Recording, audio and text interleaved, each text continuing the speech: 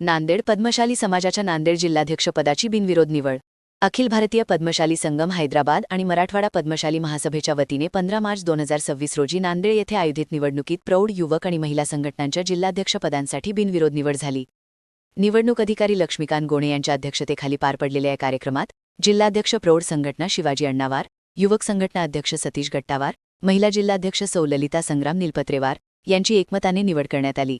सर्व तालुक्यांच्या प्रतिनिधींनी एकत्र येऊन हा निर्णय घेतला.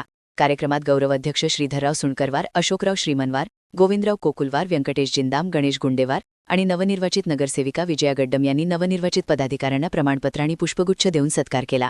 पुढील कार्यासाठी शुभेच्छा दिल्या. सूत्रसंचालन संग्राम निलपत्रेवार यांनी केले. किनवट तालुक्याचे अध्यक्ष प्रकाश दासरवार, उपाध्यक्ष मार्कंडेय सिरामवार आदी मान्यवर उपस्थित होते. या बिनविरोध निवडीमुळे पद्मशाली समाजात एकतेचे आणि उत्साहाचे वातावरण निर्माण झाले आहे.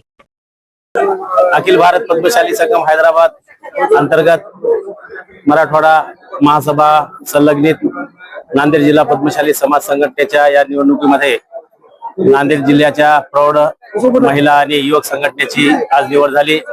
अत्यंत खेळीमेळीच्या वातावरणामध्ये आणि सर्व समाज बांधवांच्या सहकार्याने हे तिन्ही जिल्हाध्यक्षपद बिनविरोध निवडून आलेत.